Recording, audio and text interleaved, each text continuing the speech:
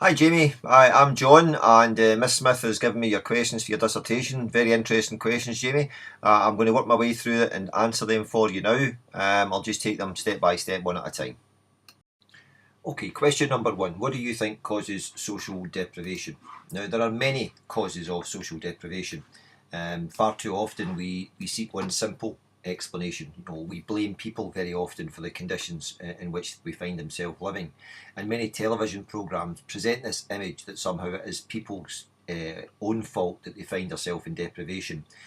Programmes such as Benefit Street sort of suggest then that the people are making bad decisions and it's lifestyle decisions that are leading to social deprivation. Now that's far too simple. There are a number of reasons that cause deprivation, the majority of which are to do with how society is organised. So we don't reward everybody equally for paid work. Paid work is not equally available to everybody. People who find themselves with challenging personal circumstances. So, for example, if you're born with a severe disability, we need welfare systems that would enable them to avoid social deprivation. We need work to pay well for everybody and not just the few.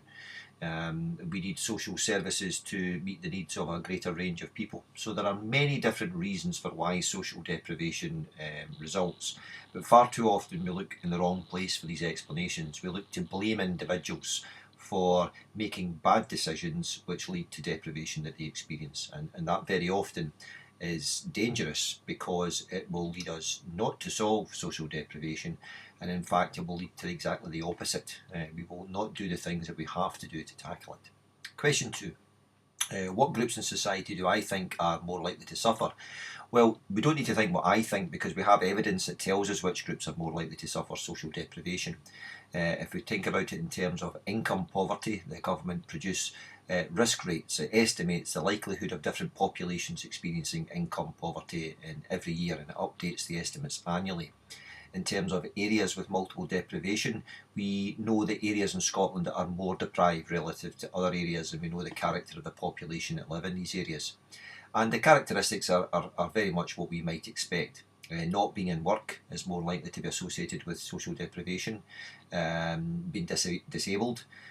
From some minority ethnic groups, not all, but some minority ethnic groups are more likely to be socially deprived than others. The Bangladeshi and black Caribbean populations, on the whole, tend to have a greater risk rate of deprivation relative to other minority ethnic groups. And there are age-based differences too.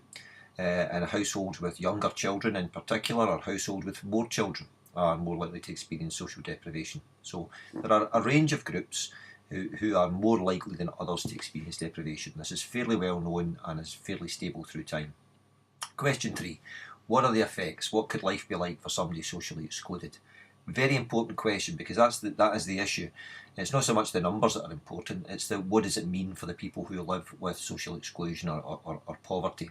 Now, we have a group in Scotland called the Poverty Truth Commission, and it's worth doing an internet search to find out more about them, who do exactly what you want to find out in question three. They allow people experiencing poverty to talk, to share their experiences of what life is like, and the group are comprised of older people, younger adults, as well as children who tell their experiences of living with poverty. So, as well as a number of research stories that have explained the variety of ways in which life is adversely impacted, fewer opportunities, poorer quality of life as lived, more despair and a lack of hope for the future. Lots of physical ways, mental ways, and economic ways. Life is worse for those who are poorer, those who are socially excluded. Question four. Do you think enough help is available for those who are excluded? Well, I think it's important to acknowledge there is much help available. The government provides welfare support, local government provides services, there are many voluntary organisations that target services at particular groups. Organisations such as schools do things to try to make life that little less harsh for those that are experiencing poverty. But while a lot is done, and it's important that we acknowledge that, more could be done. And I think that's a key thing. Not enough is being done, even though we are doing good work at the current time. Number five, what will be the impact of the benefits cap? It will make vulnerable people's lives more vulnerable. Now that means they will make decisions which increase their vulnerability. So for example, they might decide to stop renewing their household insurance because they can't afford to keep that insurance up. They might put the heating on less often in winter because they can't afford to do so, increasing the risk of illness, and indeed very serious illnesses for older populations experiencing poverty. And for some it will mean that they will do without in order that others within the family are provided for. So we often find that parents will take smaller portions in meals, will do without meals, will do without non-essentials, perhaps even do without essentials such as replacing clothing when it needs to be replaced in order that their children don't suffer. So the impacts of the benefit cap will be real, because it's hitting vulnerable people who are already struggling, not just struggling to get by comfortably, but struggling to get by and exist at all. Do you think that number 6, social exclusion has an effect in education? Yes, absolutely, and the government thinks so too. The Scottish Government have an attainment challenge, and the attainment challenge then is trying to narrow the gap in educational outcomes between the poorest and the non-poor population of children. And there are a number of schemes going on across Scotland to try and narrow the attainment gap. And the object of narrowing the attainment gap is so that life outcomes can change. It's not that we want a bit of paper that tells us that we have better qualifications. It's so that life opportunities beyond school are more equitable, and those who are poorer have better opportunities when they leave school. And lots of other organisations acknowledge this too, not just the government. The Teachers Union, for example, the Education Institute for Scotland, produced a booklet last year called Face Up to Child Poverty, which acknowledges the adverse impact that poverty has on children's ability to prosper in education. And it's worth a look at that publication for some good advice on what the teaching profession and others working in schools can do to make life better for children experiencing poverty. 7. Do you think that social exclusion has an effect on parenting? Well, I think social exclusion has a bigger impact on parents than it has on parenting, and that's linked back to a point I made earlier, that parents often do without. Now, parents as a whole, in general, although there'll be a tiny number of exceptions, as a whole parents want the best for their children. And that will mean that parents will do without in order for their children to have.